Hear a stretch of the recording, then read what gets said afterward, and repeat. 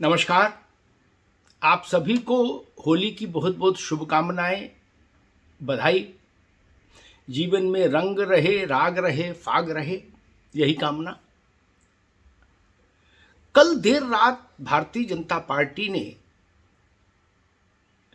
उत्तर प्रदेश के लिए कुछ उम्मीदवारों के नामों की घोषणा की। वो नाम चौंकाने वाले हैं, उसमें से कई। इसलिए आज होली के दिन भी उस पर चर्चा जरूरी है। सबसे बड़ी बात तो यह कि भाजपा की लीडरशिप ने गांधी परिवार के सदस्य रहे वरुण गांधी का टिकट काट दिया। माना जा रहा था कि वरुण गांधी और भाजपा के बीच में संबंधों में असहजता है, लेकिन शायद चूंकि बहुत बड़ा परिवार है, गांधी परिवार बहुत बड़ा नाम है, गांधी सरनेम, इसलिए शायद भारतीय जनता पार्टी अंत में वरुण गांधी को उम्मीदवार बना देगी। लेकिन बीजेपी की लीडरशिप ने ऐसा नहीं किया। उसने वरुण गांधी को सख्त संदेश दिया कि अगर आप अपनी वाणी पर संयम नहीं रख सकते तो भारतीय जनता पार्टी में आप नहीं चलेंगे, और पीलीभीत से वरुण गांधी का टिकट काट दिया। अब वरुण गांधी क्या करेंगे, कैसे लड़ेंगे, नहीं लड़ेंगे तो बाद का विषय है, लेकिन भाजपा ने एक लक्ष्मण रेखा खींच दी कि अगर आप हमारे सदस्य हैं, हमारी टिकट पर चुनकर आए हैं, और उसके बाद आप वाणी संयम नहीं रखेंगे और भाजपा को ही कटघरे में खड़ा करने की कोशिश करेंगे, तो हम आपको बहिष्कृत कर सकते हैं, आपका टिकट काट सकते हैं। मेनका गांधी को टिकट देती सुल्तानपुर से। पहले यह भी प्रचार हो रहा था कि मेनका गांधी ने शर्त रखी है कि टिकट दो तो दोनों को दो, मां बेटे, नहीं तो हम भी नहीं लड़ेंगे। ऐसा कुछ नहीं था। मेनका गांधी को टिकट दे दी, मेनका जी ने स्वीकार कर लिया। मेनका गांधी भी जानती हैं कि उनके पास कोई बहुत विकल्प नहीं है राजनीति में। सुल्तानपुर से लड़ेंगी, भारतीय जनता पार्टी का बैनर होगा, तो उनके लिए राजनीतिक जीवन में अभी इतना ही पर्याप्त है। तो एक सबसे बड़ा लाउड एंड क्लियर मैसेज ये। दूसरा सबसे बड़ा बिंदु है कल की सूची में, वो है मेरठ से रामानंद सागर के विश्व प्रसिद्ध सीरियल रामायण में राम की भूमिका निभाने वाले अरुण गोविल की उम्मीदवारी। इसी कार्यक्रम में कुछ दिनों पहले मैंने आपको बताया था कि रामायण के राम कमल थाम कर उतरेंगे। वो कमल थाम कर उतर आए। अरुण गोविल मेरठ से चुनाव लड़ेंगे लोकसभा का। शायद बहुत कम लोगों को इस बात की जानकारी होगी कि अरुण गोविल मूलतः रहने वाले भी मेरठ के ही हैं। तो अयोध्या से मेरठ तक, पूरब से पश्चिम तक राम लहर चलती रहे अनवरत, उसमें प्रवाह बना रहे चुनाव में, इसके लिए अरुण गोविल को धुर पश्चिम मेरठ से उतारा गया है। मेरठ मुस्लिम बहुल सीट है, और यूं तो पूरे पश्चिमी उत्तर प्रदेश में मुस्लिम आबादी का घनत्व काफी है। वहां से अरुण गोविल हिंदुत्व की ध्वज पताका फहराएंगे, रामत्व की ध्वज पताका फहराएंगे। यह भी एक बड़ा प्रयोग है। कल की लिस्ट में भाजपा ने उत्तर प्रदेश से अपने 9 सिटिंग एमपीज की टिकट काट दी। यहां से पार्टी का कॉन्फिडेंस भी पता लगता है कि लीडरशिप के पास आत्मविश्वास कितना है। गाजियाबाद से मेजर जनरल वीके सिंह की टिकट काट दी गई। मंत्री थे मोदी सरकार में, पूर्व सेनाध्यक्ष थे, उनकी भी टिकट काट दी। फिर उनको कल देर शाम फेस सेविंग डिवाइस के तहत ये कहा गया कि भाई आप एक पोस्ट कर दीजिए सोशल मीडिया पर कि मैं खुद चुनाव नहीं लड़ना चाहता हूं और अब सामान्य नागरिक के तौर पर देश की सेवा करना चाहता हूं। बीके सिंह ने पोस्ट की, उसके घंटे भर बाद टिकट अनाउंस हो गया।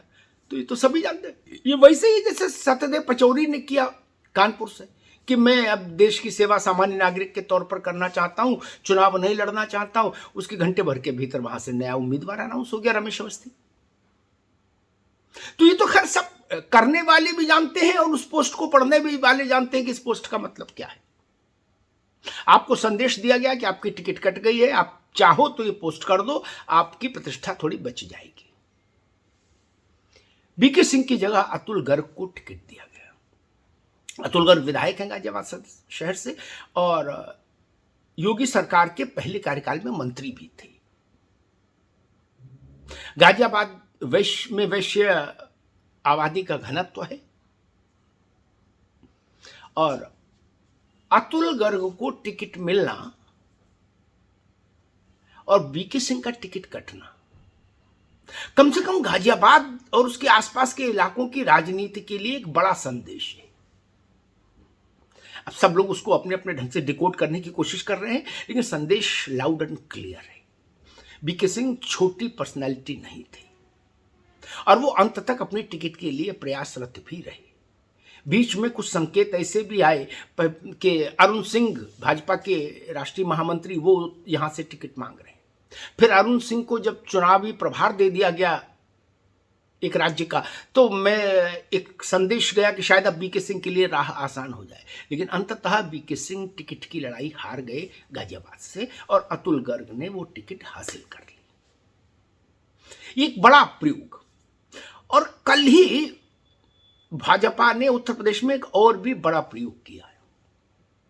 भारत के पूर्व वायुसेना अध्यक्ष, देखिए, पूर्व सेनाध्यक्ष बीके सिंह का टिकट काटा कल, और कल ही पूर्व वायुसेना अध्यक्ष राकेश कुमार सिंह भदौरिया, आरकेएस भदौरिया को ज्वाइन कराई पार्टी। एक पूर्व सेनाध्यक्ष कल विश्राम के मोड में डाले गए और दूसरे एक वायुसेना अध्यक्ष आरकेएस भदौरिया कल पार्टी ज्वाइन की। भदौरिया साहब आगरा के रहने वाले हैं मूलतः। संकेत है कि भदौरिया साहब ब्रज क्षेत्र की किसी सीट से लोकसभा चुनाव के मैदान में उतरेंगे। वो फिरोजाबाद, इटावा, मैनपुरी कोई हो सकती है, आगरा, लेकिन वो उतरेंगे ऐसा बताया जा रहा है। बड़ा नाम है, भारत के वायुसेना के अध्यक्ष रहे हैं, तो स्वाभाविक है कि उनका अपना एक औरा होता है। ऐसे ही जब बीके सिंह ने भाजपा ज्वाइन की थी तो उनके साथ भी यही औरा था कि वो भारत के सेनाध्यक्ष रहे हैं।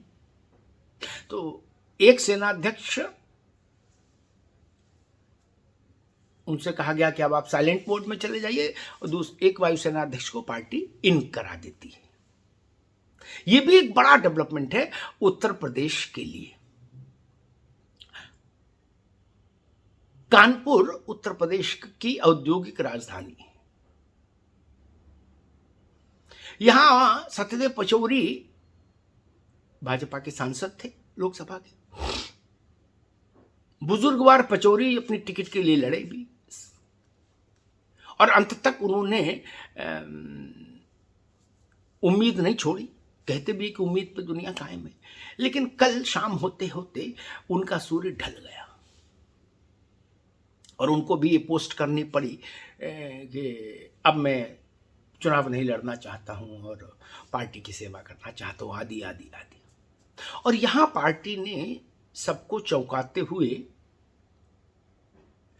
रमेश अवस्थी को टिकट दे दिया। रमेश अवस्थी मूलतः फर्रुखाबाद के रहने वाले हैं और पेशे से पत्रकार रहे हैं। अभी कुछ दिनों पहले ही वो अपने पत्रकारी दायित्वों से त्यागपत्र देकर पूर्णकालिक राजनीतिक कार्यकर्ता के तौर पर सामने आए थे।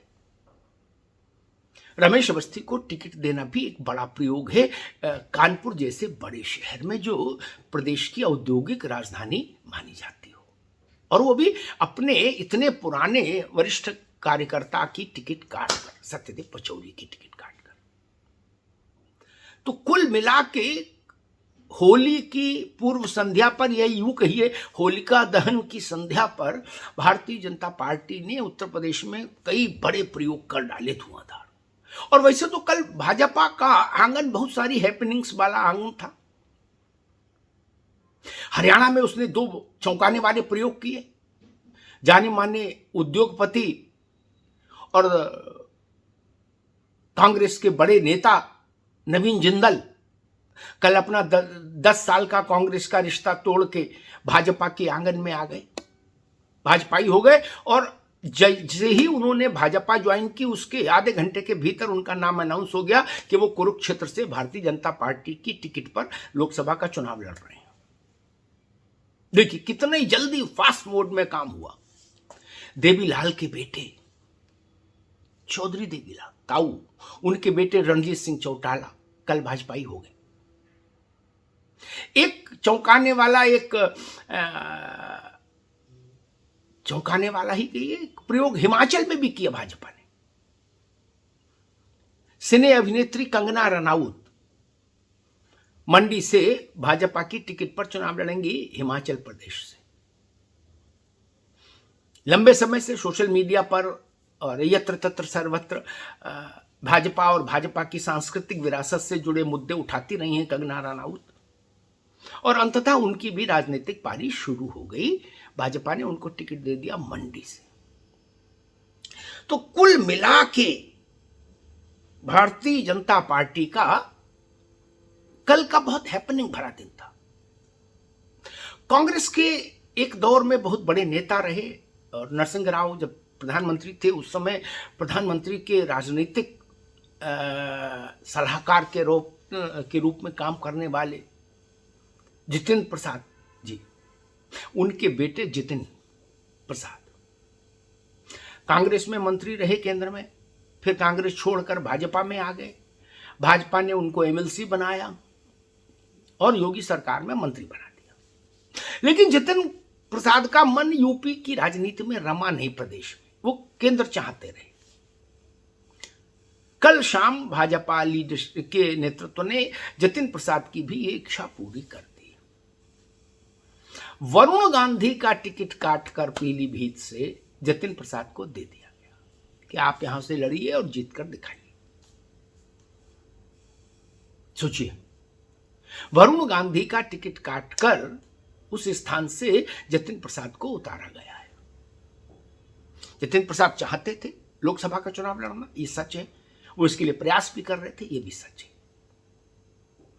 तो कुल मिला के अगर मॉरल ऑफ द स्टोरी कहा जाए तो वो ये कि भारतीय जनता पार्टी ने कल ये बिल्कुल साफ कर दिया कि आपके सरनाम के आगे अगर गांधी लगा है तो इसका मतलब ये नहीं कि आप बीजेपी की लीडरशिप को दबाव में ले सकते हैं या बीजेपी की लीडरशिप को टेकन फॉर ग्रांटेड ले सकते हैं। वरुण गांधी को यही दो गलतियां भारी पड़ी जिसके चलते वो निपट गए। उनकी मां ने वाणी पर संयम रखा, मेनका गांधी ने, तो भाजपा ने उनको फिर से सुल्तानपुर से उतार दिया चुनाव के मैदान में।